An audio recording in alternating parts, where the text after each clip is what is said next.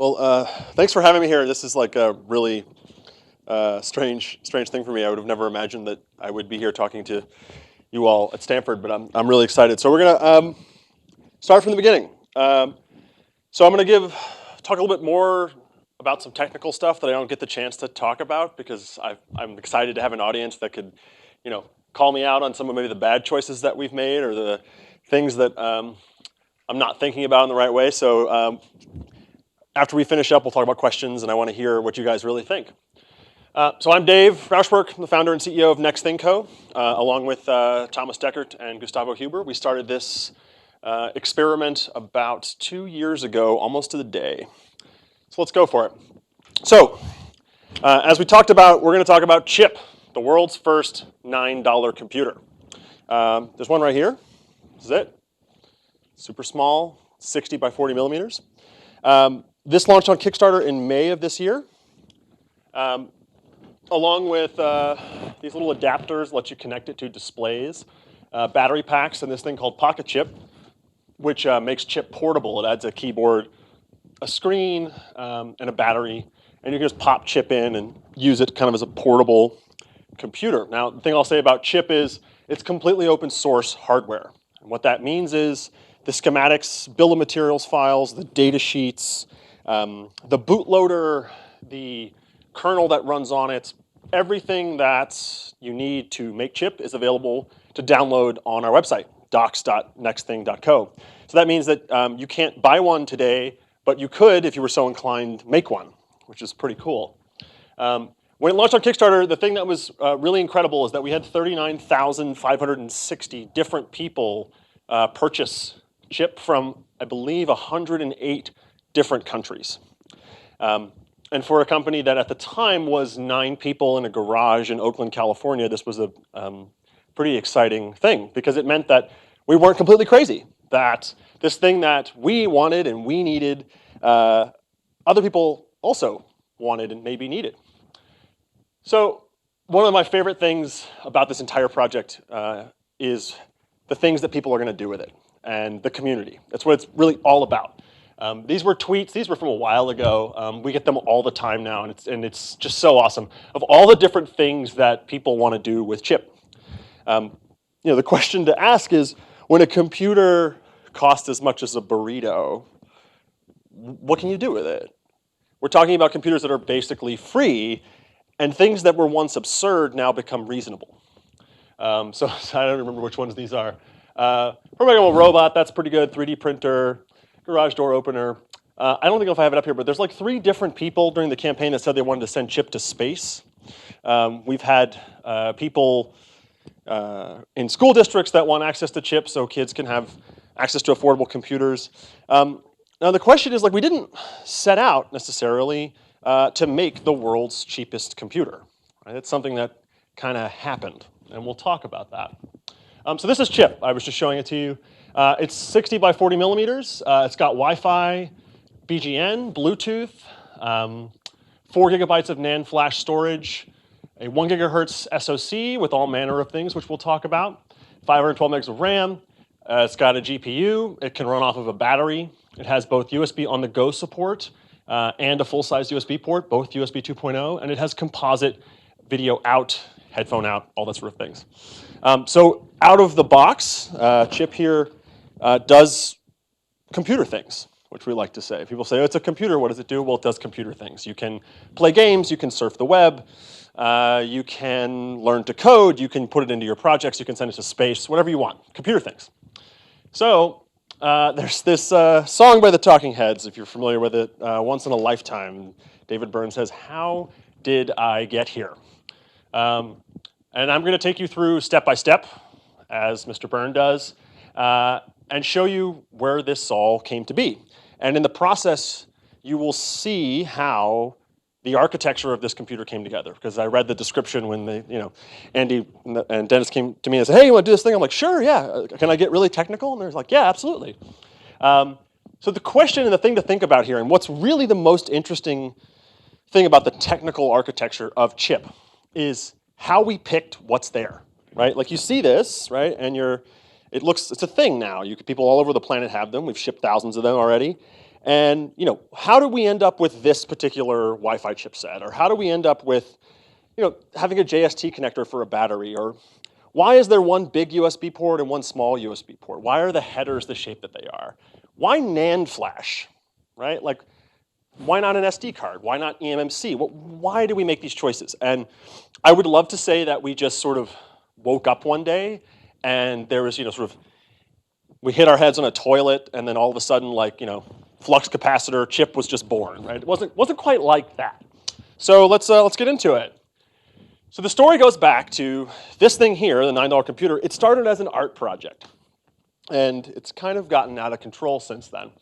And the art project was called The Crank. It was done in November of 2013 at a party in San Francisco that was one of the first art exhibitions for animated GIF artists.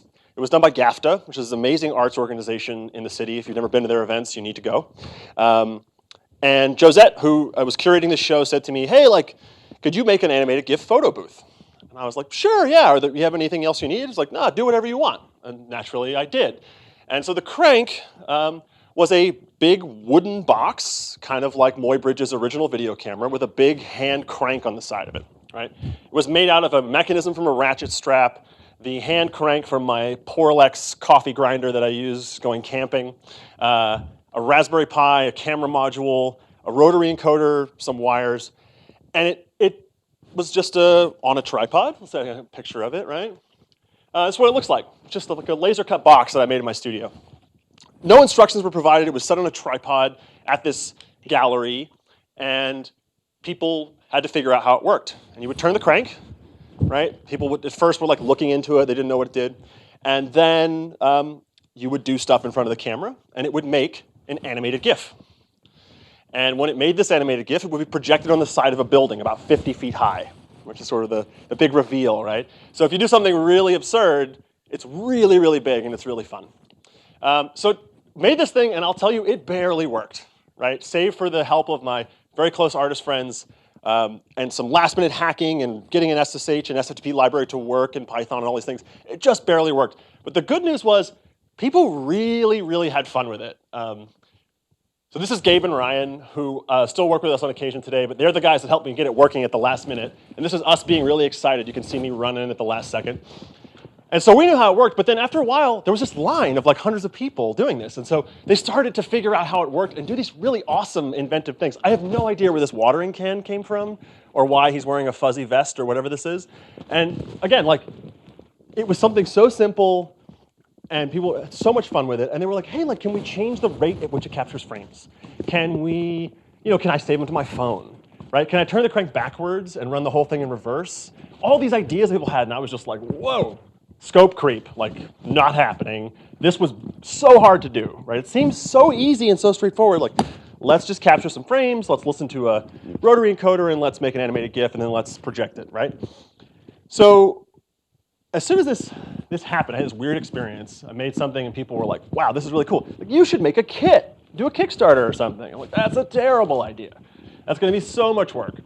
So I call my two closest friends, who are also work in the world sort of installation art and making wacky blinking stuff, as Gus likes to say. So that's Gus right here on my left, and that's Thomas on the right. And I said, guys, like, let's make it easier for people to make a camera. Let's make it so that we can experiment. All these ideas that people have, let's make that a thing. So it's not like something you have to figure out. And in the spirit of open source, right, like everything that I do now, I'm standing on the shoulders of giants. I take the work that other people have done, and I combine different things together, and I add my own sort of special flavor to it, and then I have this amazing new thing that wouldn't be possible if I wasn't able to build off of other people's work. And so when we started talking about it, and we're all huge camera nerds, they were like, we should do this. We should make a camera, and not a kit. Let's make a camera. Let's make a $99 animated GIF camera that's built entirely on open architecture and the electronics and the software, so that the next person that wants to make one of these wacky things or wants to experiment can do it without all the pain and hassle that we had. And maybe people would buy it just to make animated GIFs, like just for fun. And then they'd say, hey, I want to change the way it works. And they would crack it open and they would learn how it worked. And it was a chance for us to change this idea of what people thought a product for makers and hackers and folks like us looked like. Like, why didn't we have something that felt as awesome and was as well put together and designed as the things you could buy in a store? Yeah, so where was I? $99, right? That sounds doable, right? Like, show of hands, like, yeah, sure, right? You can buy a digital camera at like Target for 40 bucks, right? There's got to be some way, like you think like, oh, when I make a prototype, then I'm just going to like scale to mass production. I'm going to go to China. It's going to be like this magic thing is going to happen. And on the other side of this Chinese experience, I'm going to have this massively scalable product. It's $99, and then it's going to be a thing. And so we've all, Thomas, Gus, and I, we've all worked in tons of companies. We worked in startups. We've built all manner of wacky stuff, launched software projects. We never really built a thing that you could buy that had hardware and software and all these different pieces that you could take out of the box and would just kind of work. And the chasm, and it is a chasm between something that barely works as an art installation and something that someone can buy with no context and then make work is enormous. So there's this thing, Accelerator, which is a really crazy, awesome thing. Started by Cyril Ebbesweiler and Sean O'Sullivan. They have a venture fund, and they're like, look, like people are trying to build hardware, and you got to do it in Shenzhen, China. And since we made stuff, we were always reading, like Bunny Huang's post about going to Huaqiangbei. You guys know where Huaqiangbei is? Shenzhen? Heard about this? Who's been? Okay, we got one. Okay, you all need to go, right? If you can sit here and listen to me talk for 45 minutes, you want to go to Shenzhen. Especially right now. Crazy, crazy things are happening. And so we went to Hacks, and basically from the time that we said, let's make a kit, let's make it a product, let's make it $99, it was like late November. So right after Thanksgiving, last minute, we sent an application in. We're like, hey, we're gonna make this camera, like it's gonna make anime gifts, it's gonna be super cool, it's gonna be $100. We just go to China. Like January, like 3 weeks later, we just take off, we go to China. We live in China for 6 months. So we're here, with this little laser, I never get to do this. Yeah, so we're here in Guangdong province. Where is this map? Yep, there we go, Shenzhen, yeah, right next to Hong Kong, cool. So we go there, and we live there, and we see Huaqiangbei, like entire buildings full of crazy components, everything you want to buy from DigiKey, you want to get it Adafruit, you want to get it SparkFun, and it's all like basically free. And you can get it the same day, right? It's crazy. It's the most awesome thing you will ever see if you're into these kind of things. What fraction of it is what you actually, it says on the label as compared to leftovers that got relabeled? And that is an entirely different conversation. And the answer is, it turns out it's really easy to buy 100 of something, but as soon as you try and buy 1,000 or 10,000 of something, that becomes a huge issue. And we'll talk about that in a second. So we're in Shenzhen for 6 months. And what do? We build a ton of cameras. Right? Every week we build a new camera, right? We had been using the Raspberry Pi to power this thing because it's what's around. It was great. And it was like, okay, we're going to try and figure it out, build more cameras. You can see this wooden one, which we made before we left, and then these plastic ones. This is blue guy in the front, which we're going to talk about. We tried everything. We tried all kinds of different SoCs, all kinds of different security cameras. Could we hack them? Different processors, different dev kits, sensor modules, all this stuff. Just couldn't figure it out. So we ended up, let's see, what's my next slide? So we ended up with this, right? So this is Otto. You can see one right here, right? This is a real thing. We made these. I know there are a couple of backers here. I know Stephanie has one. So this is a hackable animated GIF camera. And if I hadn't just spent the last 15 minutes telling you that it was made by a bunch of artists who wanted to help people hack their cameras, you would say, man, it looks like a film camera. It has no screen on the back. It's got a strap on it. Like, it looks like a thing. Well, something happened when we were over there, and the Raspberry Pi Foundation released this thing called the Compute Module, which looks a bit like this, right? So who knows what a Raspberry Pi is? Everybody, awesome, cool. So I think I have one in here. All right, yeah, cool. Raspberry Pi, Model B. So they came out with this thing, right? And so we'll go back a slide. And we're building these really big, kind of cumbersome cameras, right? And we got really excited, right? This turns into this. You're like, awesome. It's going to get cheaper. It's going to get smaller. The solution, we have it now because we've been building with this the whole time. Now we want to productize it, if you will, turn it into a thing, and we can do it. So let's talk briefly about what Auto does, because this is going to frame the entire context for why we're here. So I'm actually just going to turn it on, which is kind of fun. So turn it on. Oh, look at that. It's already running. Okay. So it's got a little crank here, right? And you're in the menu system here. And if you want to make an animated GIF, you just go to the GIF mode, not still. You click the shutter. And then you just turn this guy like this, right? And then you crank it in reverse.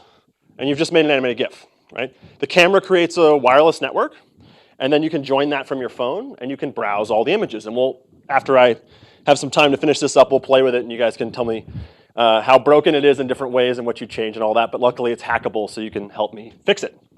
So you'll notice that this sort of behavior, it implies a lot of things going on under the hood. So let's take a look. So we ended up with this compute module, right? But it's missing all the other bits. So we had to build things like, how do you power it, right? A product, when you plug it in, it needs to charge. It needs to run off of a battery. How does that work? You need Wi-Fi, right? How do you get actual Wi-Fi to run on the thing? You need the ability to communicate with external peripherals. Maybe you need more USB ports. You need some way to connect sensors like rotary encoders and buttons. You need to have a way to connect the camera itself, right? It turns out just going to build that board on the top, which was one of the first dev boards that we built, was so hard, right? So incredibly hard. And has anybody here ever designed like high frequency RF stuff with impedance match traces? I'm sure there's a couple people, right? I should have called you guys like a year ago, right? And the thing is, like, doing this high frequency stuff, like, this started as an art project. This is a year ago. We're already now like 8 months later, and we're sort of neck deep in all these EDA tools, trying to figure out how we can actually make this thing do the thing that we want. And we were so focused on doing it, it didn't really seem that crazy at the time that we were building a 4-layer PCB with all these random accessories and having to spec these connectors. And then we had to make it smaller because it had to fit in the camera, right? Well, so this is the dev board they give you when you buy it, which is like, I don't know, $250. And this is the prototype board. Notice it has a real-time clock and a power supply as well. We had to add that. And then that's the production board. And I have one of those here, right? So this is what's in the camera. And you guys can see that and play with it later. And the little module snaps in right here. But you know what really is kind of unfortunate? So this took almost 8 months to develop. It's not a whole lot smaller than this, right? But we still had to do it because we needed everything to be on one piece. And we needed it, there's all kinds of interesting things. Like, we added a USB port on the back because when you build consumer products and you need Wi-Fi, it needs to be FCC certified. So what do? You don't have any money. You're just 4 people in a garage in Oakland. You're like, let's just use pre-certified USB modules and we'll just plug them in. So we'll put this little USB port on the back. So we went through all that. And we're not going to talk too much about it today, but everything I've talked about, I haven't mentioned software, right? How does the thing boot? How does it turn on fast? How do you get it to actually do the things that you want it to do, right? Well, the camera runs Linux, but man, like, you've all used Linux. Like, you can't just give somebody a box that has a Linux computer in it and expect them to do anything with it. So there's a whole other host of challenges there. So you can see, like, this is Gus in Shenzhen with a programmable load and a power supply, and trying to figure out why this 5-rail power supply that we've designed is not quite right, and the SoC is browning out when the Wi-Fi starts on boot because there's this terrible amount of inrush current. He's trying to make sure that the batteries work here. We have this USB charge load testing thing. It's like, we just want to make a camera that makes animated GIFs. Come on, people. Like, why do we have to do all of this? But, we did. And so it brings us to this, right? So I've told you about Wi-Fi, told you about Bluetooth, battery charging, power.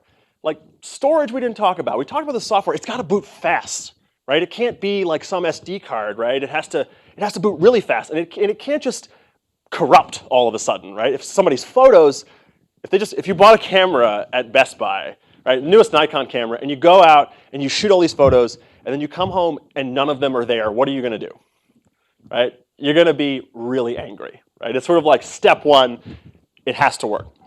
So we went through all of this chicanery, really, to create something that had all of the things that we needed to build the camera. And we started asking ourselves and our friends and lots of people building products and just doing projects, other artists, hey, have you guys like ever gotten Wi-Fi to work on your boards? And they're like, no, right? I mean, here at Raspberry Pi, like, have you put a USB Wi-Fi adapter? Who's done that? Me, yeah. Does it just work when you plug it in? No, not so far. Yeah, that's crazy, right? Like that it doesn't just work. What about SD cards? Do the SD cards just work? Not always. Yeah. Yeah. Well, there you go. And so we just said to ourselves, everyone has the same problems. Everyone needs the same things.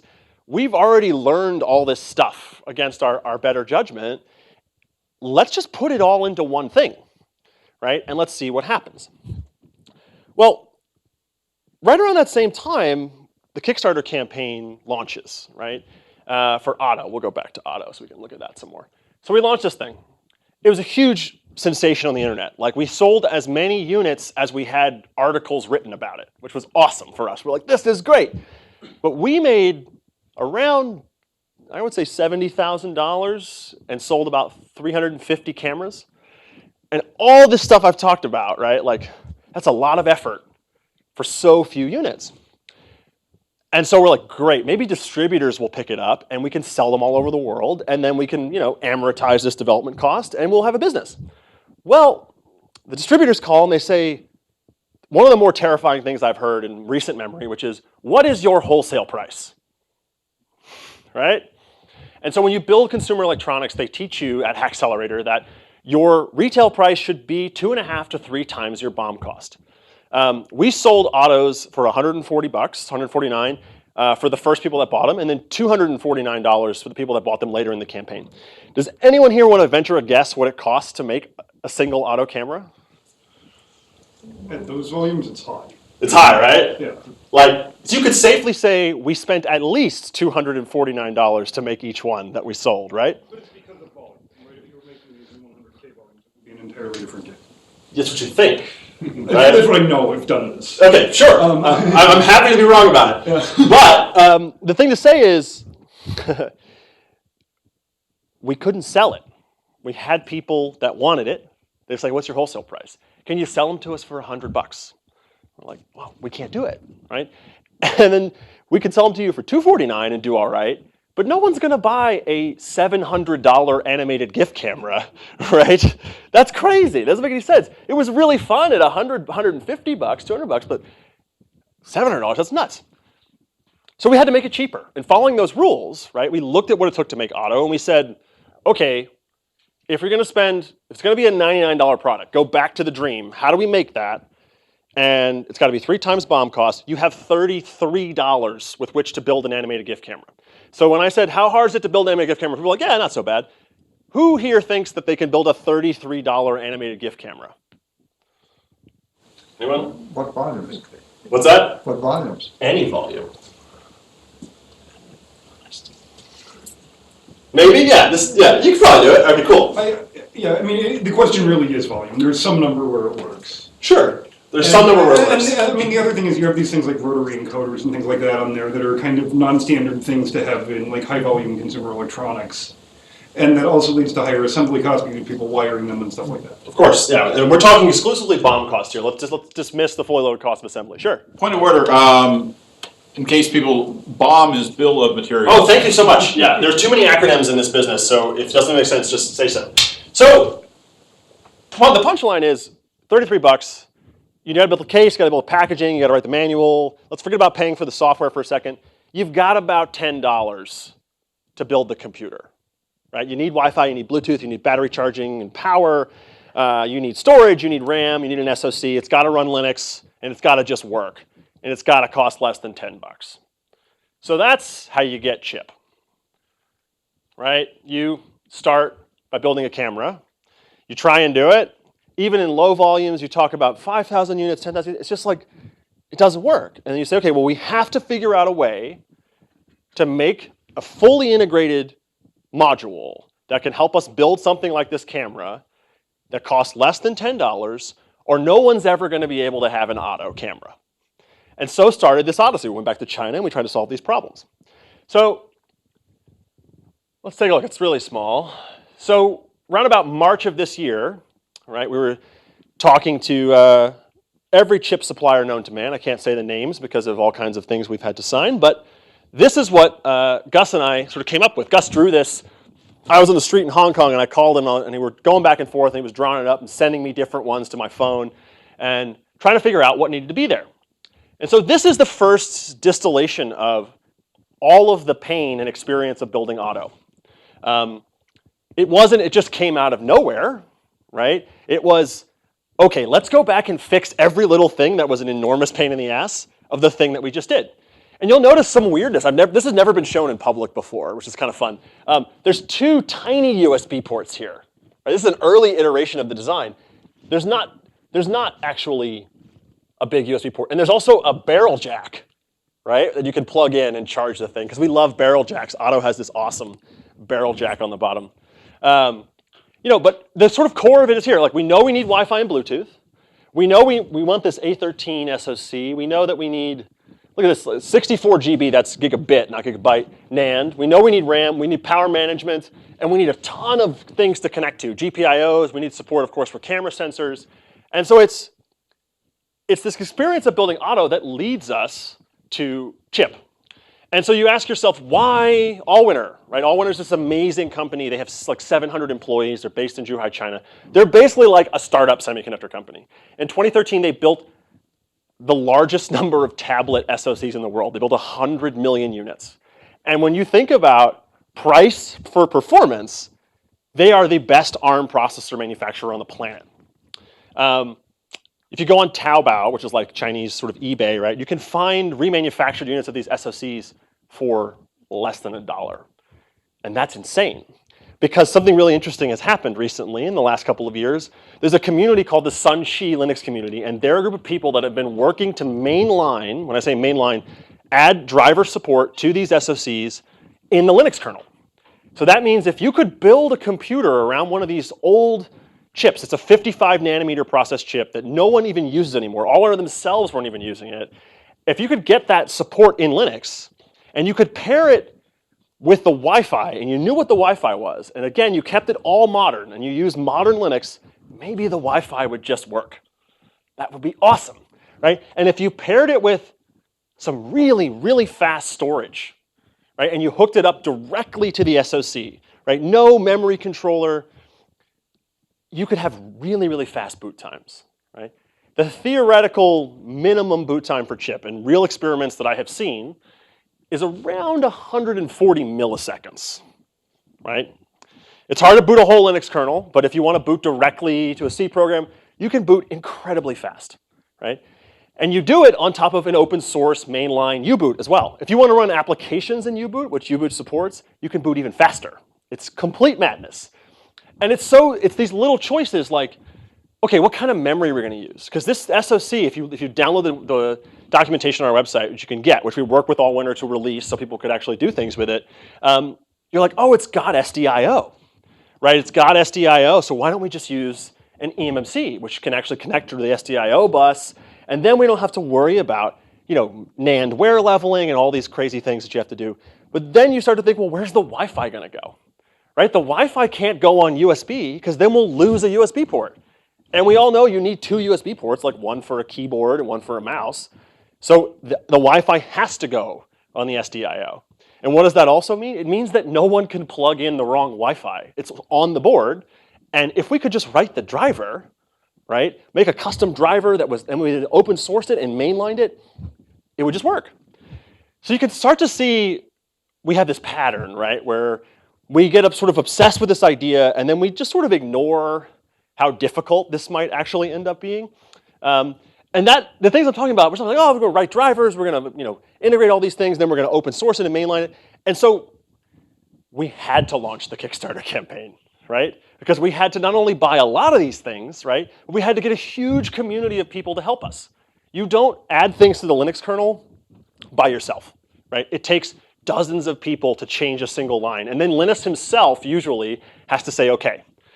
So you can see, and this is just a cursory introduction to how this works, which is this isn't some sort of magic that we just divined. This is a direct response to the problems that we had trying to build things. And if you start to work out through your head, like, hey, this is an early design, I wonder how it turned out the way that it did, you start to go and ask yourself, like, what are people going to use this for? Right? And the one sort of takeaway I want everyone here to sort of have from this conversation is, I've talked to so many people in electrical engineering and so many people in the semiconductor business, and they have so much incredible technology, right? This stuff's getting smaller, it's getting cheaper, it's getting faster. But if you ask people, what are they going to do with it? They always kind of look at you really strange, right? And they're like, oh, it's faster, it's cheaper, it's got more cores, right? Well, the thing that makes this project a little bit different than a lot of the projects before it is that it was a board built by the people that needed to solve their own problem, right? Where we had to go and connect the dots so that it would be useful when it came out the other end. And the definition of useful, it's evolved, right? When you call it the world's first $9 computer and people buy it and they expect a computer, it has to work like a computer. And that means the Wi-Fi has to work perfectly. It means that any USB keyboard that you can buy at any store or you can get at Goodwill has to work with it. It means that the audio has to work. It means that the graphics drivers have to work. It means that there has to be a GUI and it has to be fast, and there has to be a browser that can run, a WebKit rendering engine, and you've got to be able to actually install games. You should be able to maybe play Quake 3. Like, it has to be a computer.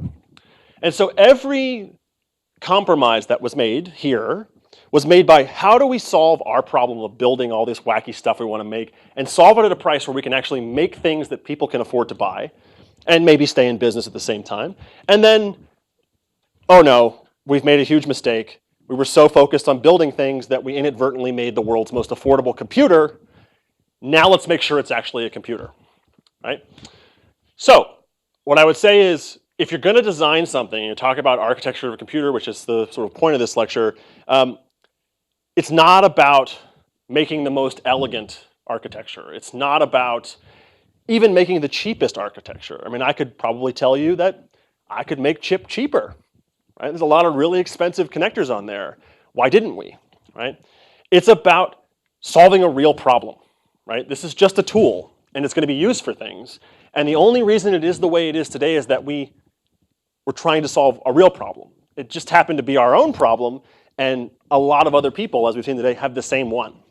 With that, I want to take questions. Yeah? Very first question. LCD out. Did you guys do DPI, DSI? What was it? So it's parallel. Okay. It's parallel for a specific reason because the SoC only supports parallel, but also parallel LCDs are really inexpensive.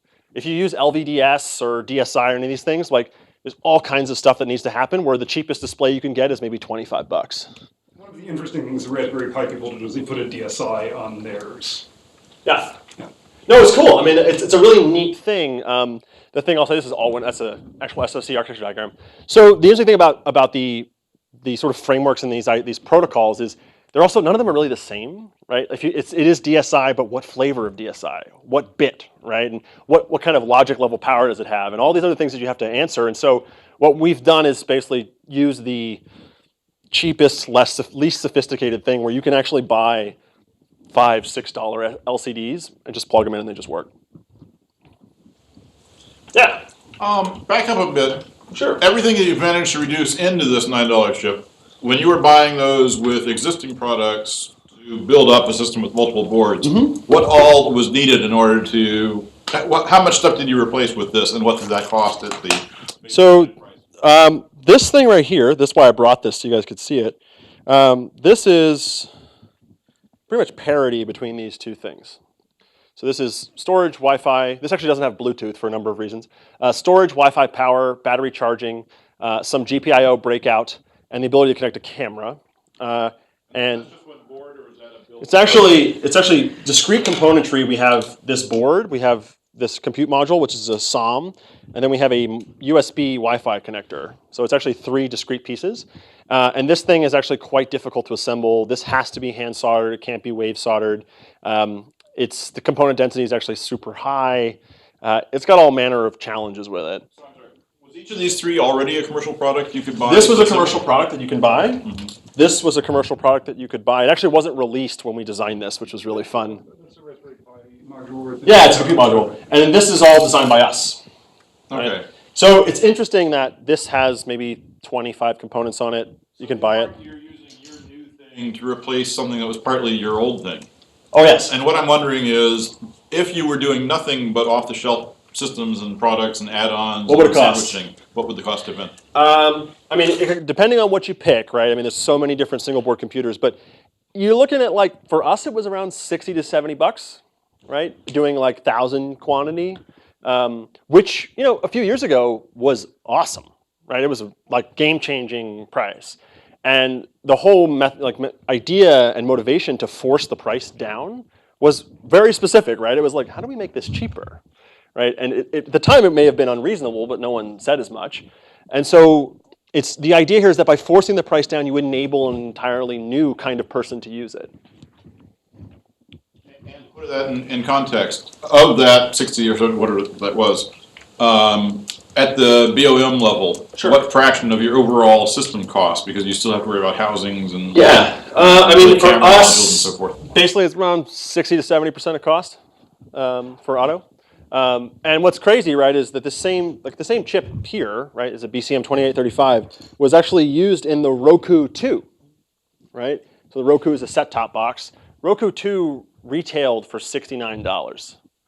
And you can buy them today, I think, for even less than that. So it just didn't make any sense, right? It was kind of like, well, what? And it's to your point, right, which is volume, volume, volume.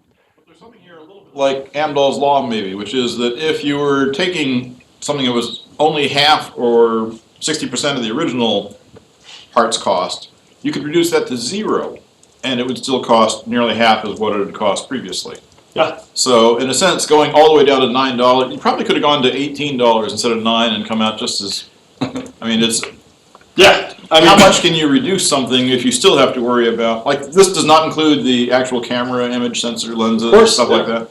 And so our sort of thinking around that, it's a great point, right, is that you can make the computer effectively free, but what about all the other stuff, right? And the thinking is, we don't know what kind of products people want to make. We don't know what kind of projects people want to do. But if you make the computer as cheap as you possibly can, then people won't look at an idea and say, that will never make sense unless you can sell 100,000, right?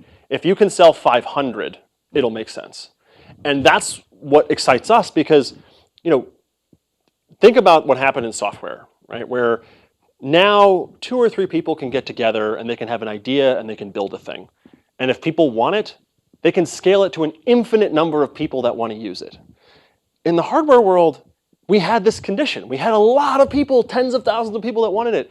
But the economics forced us to actually not do it, right? And Cyril calls it the sort of valley of death, right? Where you can make 500 or 1,000, you can field orders for 10,000, but the actual bill of materials and true manufacturing cost doesn't make sense until you make 100,000.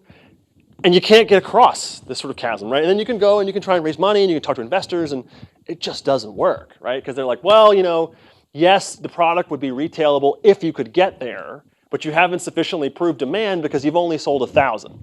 And come back to me when the retailers actually commit to those orders. And then you go talk to the retailers and they're like, well, you know, it's net 90 payment terms and we're going to see if we can sell them before we'll pay you. And just you're sort of stuck in the water. Yeah. I have a question. When you built the very first chip computer, did you minimize everything and just have the SoC and try to get something running on it and then add more things? Or did you design the PCB, soldered everything, and then it didn't work, and then you are there with so many things which could be wrong? So yeah, when I build software, right, that's how I do it, right? It's like just reduce it to its like simplest thing and then build out from there. But in hardware, the thing is, we specifically picked an SoC that they had used to build 100 million tablets. And when you look at what CHIP does, it's very, very similar to what a tablet does, but with no display and no battery. And so, you know, part of this was working very closely with Allwinner and going to China and sitting in a room and eating this amazing garlic crab, right, it was so good, with the guy who designed the SoC. And you can be like, how do we do this? And he said, okay, well, look at my application engineers, we'll bring them in. And so you can get the guy who builds the reference design that ended up producing 100 million tablets. And it helps also to understand that the way that Shenzhen works is Allwinner gives these independent design houses and these factories pre-made reference designs. They have like, here is a tablet PCBA. Here's the, Shenzhen is not quite open source. They haven't figured out the licensing just yet, but everyone just copies everyone else. And so Allwinner did a really amazing thing, and they said, let's just do a reference design so that people can actually use our chips and spread it out there. And so there was a time when you could get the same exact tablet with a different package around it from everyone. And so it wasn't like, the crazy thing, and this is the truth, the first chip that we ever prototyped worked, right? And it had the USB, it had 2 small USBs, it just worked. And I was blown away, right? Like, it doesn't make any sense. But then you start to wonder, like, well, the person I was asking these questions, he has done this 100 million times, right? And it turns out that, the hardware, there are enormous challenges around how do you take a 9-person company and turn it into a multinational organization in like 90 days that has customers in 108 countries. That's a whole other conversation. Maybe I'll talk, somewhere else about.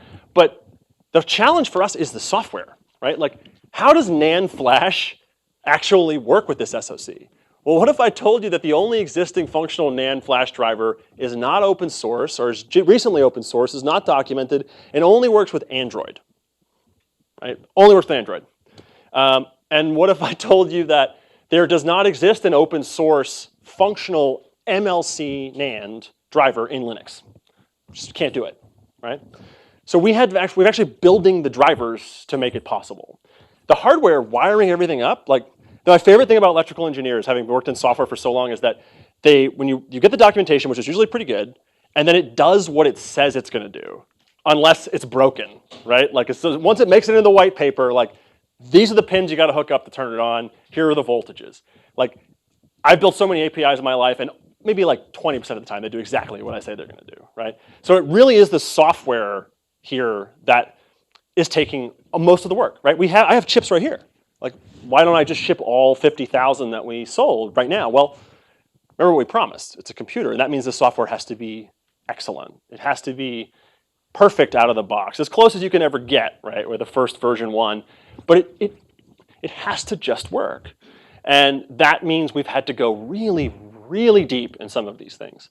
And when you keep in mind that we're also, just like we've done, we were able to build Auto because people did these awesome things and they gave them away and shared them. Like, we're going to do this, and it's already open source. And then the next person that comes here next year and gives a talk about this wacky Kickstarter project that they did that turned into this crazy thing, they're not going to be talking about how difficult it was to build a power supply or why the Wi-Fi doesn't work. They're going to be talking about like something completely different. Like, well, here we had to build this camera sensor from scratch, right? Like, all the other problems. And so a big part of this is, let's move on, right? There's thousands and thousands of engineers that can build these boards, that can design these SoCs, and yet we're still all redoing the work over and over and over again. And so, yeah, I hope that answers your question, yeah. So what's the current status of the software? It's mainline Linux. 4.2 is what we shipped on the alpha boards. We have a functional Debian build. Wi-Fi and Bluetooth works great. We are now in the process of mainlining everything. So display drivers, audio drivers, graphics support, all these different things. And so we're going to be releasing we're shipping another batch in December to people that backed on Kickstarter, and those will ship with the latest sort of bleeding edge software. And we've built tools also that are open source that let people flash these things from their computer, Windows, Mac, Linux, which you guys can play with. Yeah, does that answer your question? Cool. So there's another marketplace potential for this sort of thing, which is the what people are currently using Arduinos for. Yeah, that's why the boot time is so important. Like, what's really cool about microcontrollers is that they turn on instantly, right? It works in real time. And so if you can get the boot time in the 100 millisecond neighborhood, and then you say, hey, I'm not going to use an OS, but I'm going to use a real-time OS like Micro Linux, or I'm going to use FreeRTOS, or I'm going to use U-Boot itself as an operating system, then you start opening up this whole new idea where, what if we could build really inexpensive microcontroller-style applications, but we could do it with higher level tools? We could get the speed of developing in Linux, but the price, power efficiency, and boot time of a microcontroller. And that's an ultimate thing where if people want to do it, the community will help us do it. It's an enormous project to pull that off, but it would be really cool. Could you go a little more into the drivers, the Sure. driver work that you have to do for this? So which specifically? So we've got like 4 or 5 different chips that are interesting on here, and we can. I mean, was it a matter of defining a new device tree, or did you actually have to manage the drivers? Oh yeah, so we have an entirely new device tree as well. So we actually create a DTB file, and we can do device tree overlays as well. And we've done all manner of things. So for example, the Wi-Fi drivers are completely new. We've worked closely with Realtek to actually implement new drivers using NL wireless that can do things like connect to a network while also creating one at the same time using channel hopping. And it turns out that like these Wi-Fi chipsets, they're incredible, right? They just never get the drivers to work. And so all the things that they can do never happen, right?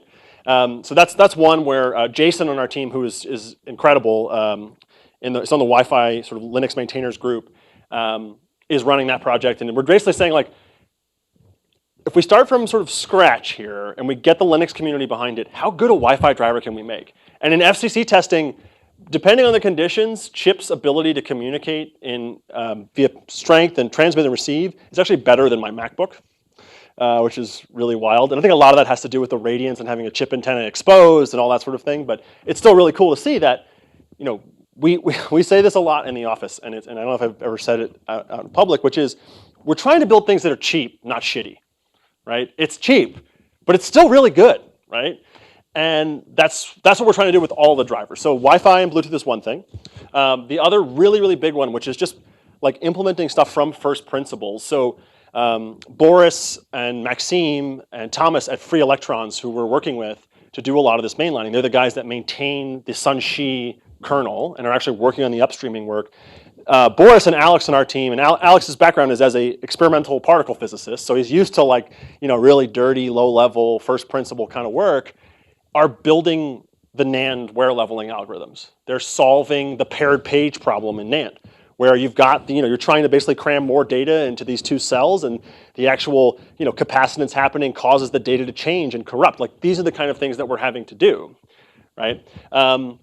And then we have an I/O expander as well, right? So how do we add more GPIOs if you have an LCD attached? Well, we have a TI chip that communicates over a serial bus that adds 8 interrupt-driven GPIOs. And that has a pretty good Linux driver in it, right? But we still need to have the modules and have it all built in there. As far as, what else do we have that's interesting? So the power management IC, a lot of the mainlining work was already done on that. So we picked these chips for their Linux software support. And so that power management IC, like, but the thing is, like, if you want to query the battery life from the Linux desktop, like in GNOME or using a GTK library, it doesn't show up. So that's not good enough, right? If you have a battery attached to chip and the battery life says it's 100% and then it dies, that doesn't work. So a lot of the drivers that even already exist, we're trying to take them a little bit farther. So to that point, right, like here's a battery pack. This is one from the auto assembly.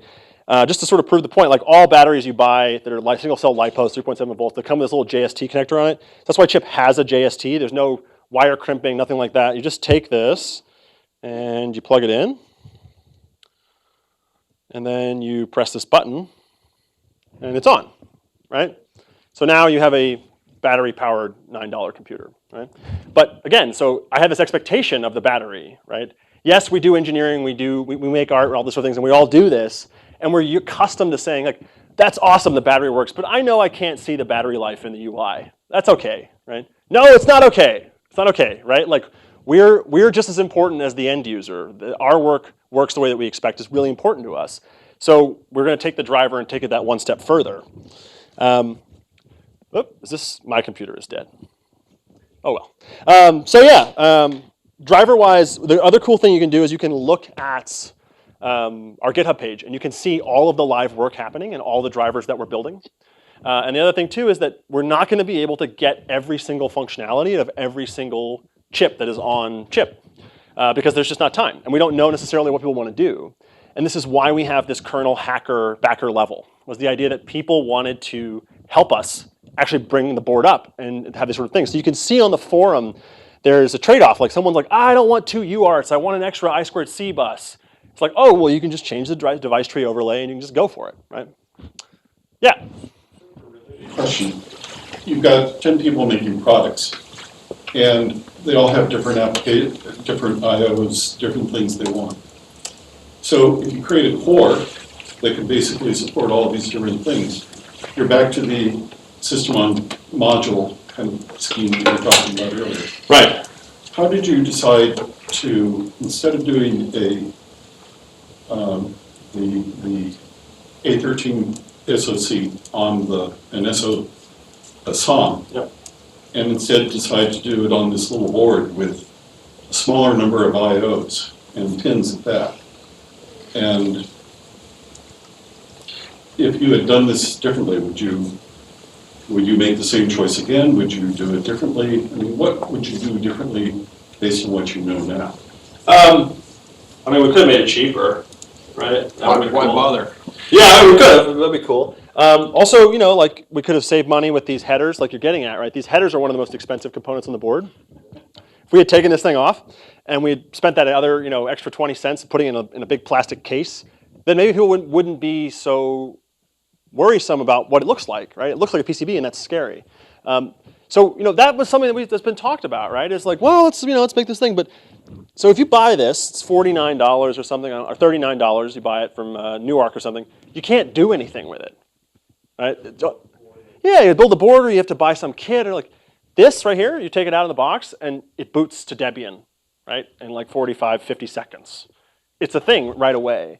And for us, thinking about this sort of problem, we wanted it to be a developer's tool, but as much like a product as possible, just like Otto, right? This philosophy is first demonstrated here, where this is a tool for artists and hackers that want to experiment with computer vision and photography, right? But it looks like a product. And that's what we're trying for here, is this is a tool for people that want to make stuff with computers, but it's also a computer.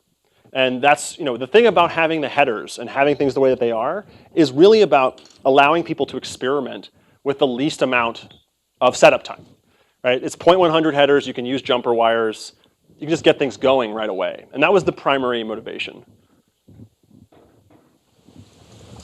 Sure. For all the integration that you've put in there, it's still not a standalone. You do have to have additional boards. The camera, image sensor, and so forth board is separate. That attaches by plugging into those headers you're talking about, I presume. So you can attach anything you want to the headers. The display adapters actually snap onto the top, right? And so, yes, you can add things that way. But we sort of, when we decided to say it's the world's first $9 computer, there was a very funny conversation of what is a computer, right?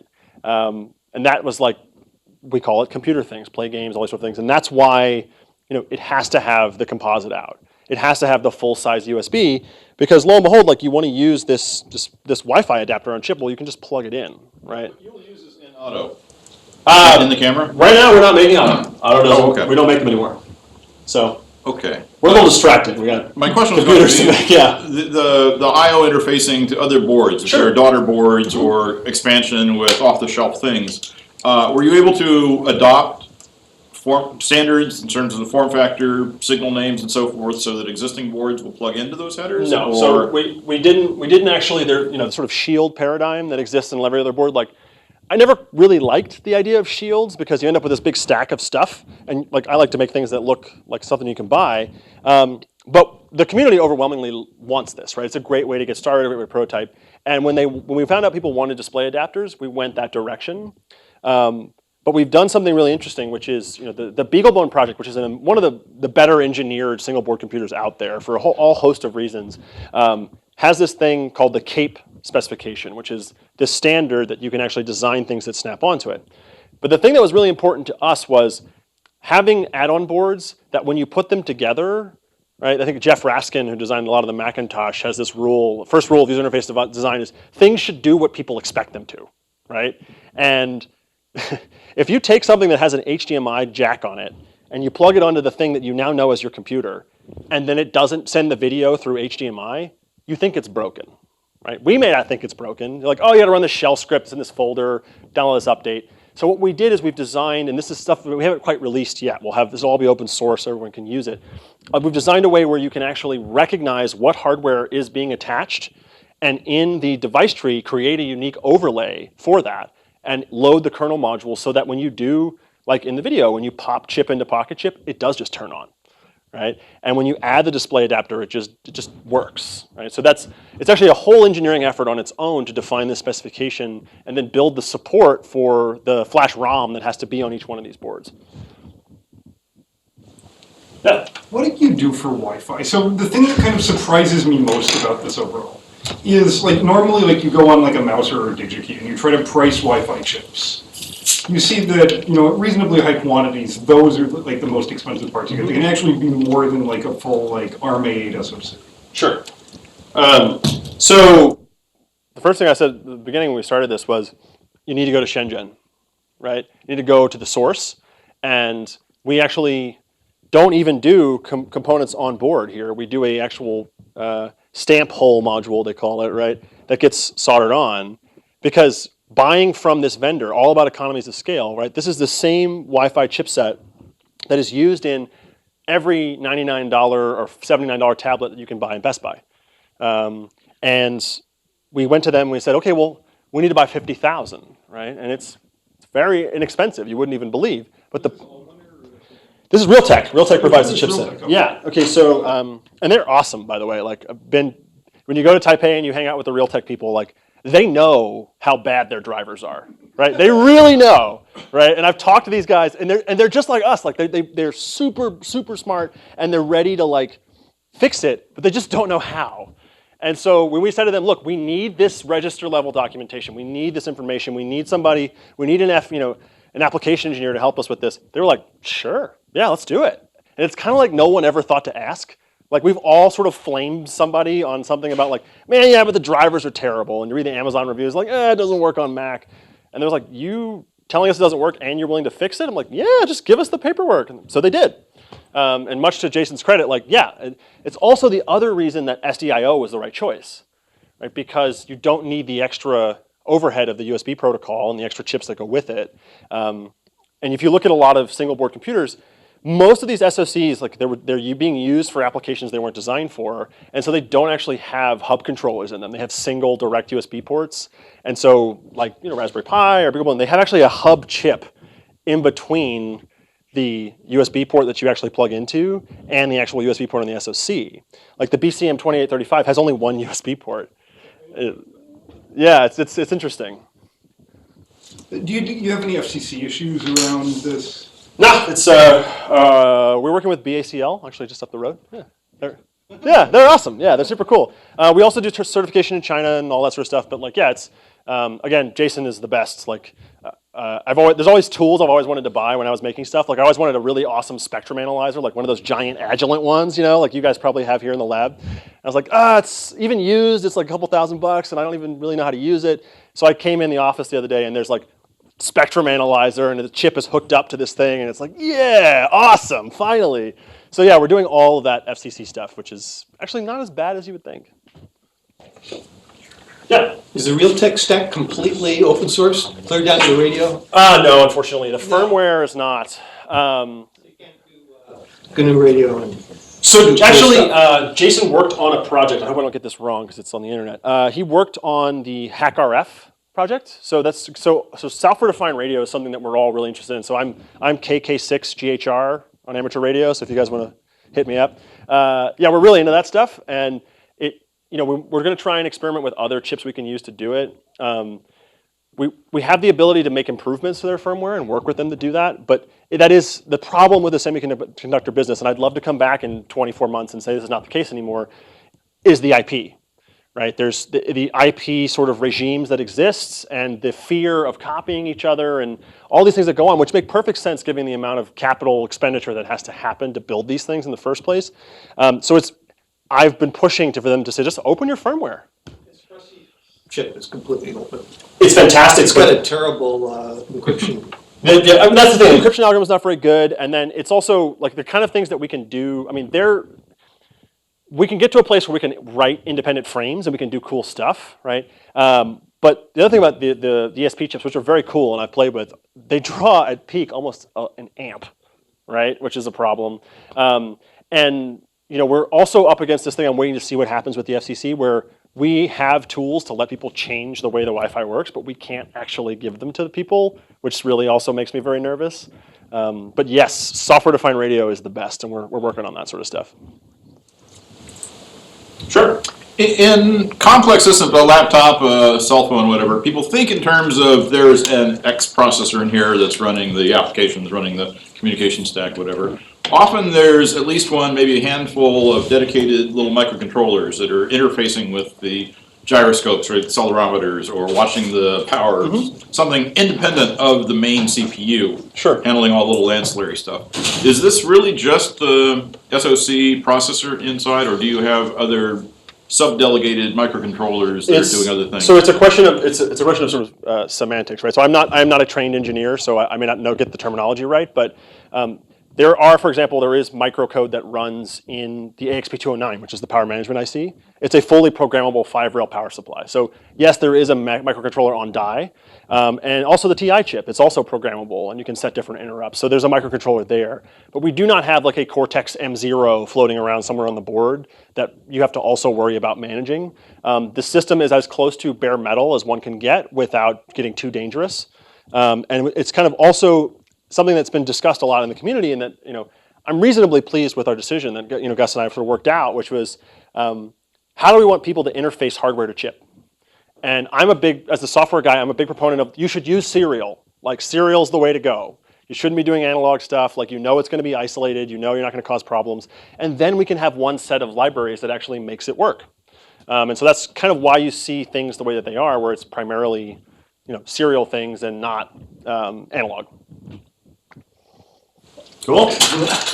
We're running out of time. Uh-oh. But at the beginning you said, if you buy 100, they're not counterfeit. If you buy 1,000, they are. Yeah. Okay. So the thing is, like in Shenzhen, so to answer that question, it's actually the hardest part about operating at scale is all of the logistics and sourcing of all the components. And a fun thing I've learned about the semiconductor business is even if you're buying an I/O expander or memory, they store it as a wafer. Right? It comes out of TSMC, and it's all in a giant cage with a bunch of wafers, and they don't actually package it until you ask for it. And so the lead times are crazy, like 8-9 weeks to get something that's supposed to be like a massively available part. You just can't get it. I went with literally cash to buy 5,000 pieces for prototyping, and they're like, we don't have it. And so when you try and buy 1,000 pieces, 1,000 is that weird intermediate number where they do this thing called cut tape, where you get partial reels. And in Shenzhen, you will see people basically using acetone to wipe the marks off of chips and then rewrite them, right? Because they assume that even the best quality control at your SMT factory is not going to actually evaluate each individual chip. And so something that we have done as part of that, right, is because of these lead times, because of the amount of money involved, and because I don't want to, none of us want to ship something that doesn't work. That'd be the worst thing ever. We go straight to the manufacturer. And so we say, hey, we're going to buy a ton of these things, and we want these data sheets, we want these pre-test inspection reports, and we try and control as much of the supply chain as possible, so that there is not some guy in the middle who's maybe wiping the labels off and doing all that sort of stuff. Quickie. Sure. When you were starting out, you said that your box art project had a crank, just like Muybridge's thing. Were you aware of the irony in coming to Stanford to talk about Edward Muybridge? I was not, actually. His work was done here on campus. That's right, yeah. Before there was a university. Actually, you go near the Red Barn, you'll see the state monument. Oh, excellent. Yeah, I'll have to go walk over there. And also, like I mentioned, I couldn't get the Wi-Fi to work on my MacBook, and there's the internet invented here thing. I was like, oh man, come on. You alluded to that reference. I didn't know if you caught the... So there's very few Stanford students here, right? But just a show of hands, is this something that anybody would actually want to use? Show of hands? Yeah? Okay, so I brought some. Ooh. Yes? Because they're only $9, right? And you had to listen to me talk for so long. So, one per person. All right. We open this thing one at a time. So these are Schiff. No, they're not for sale. They're free. Even better. They only cost $9, and they're extra alpha chips, right? So all these things I've talked about, like you want to change the drivers, you want to help with that sort of stuff. this is your chance. So you can join the 1,000 people out there already who are doing this. There you go. All right, so there you go. Cool. Pass them around. Well, thank you all so much for inviting me. This has been super fun. Thank you.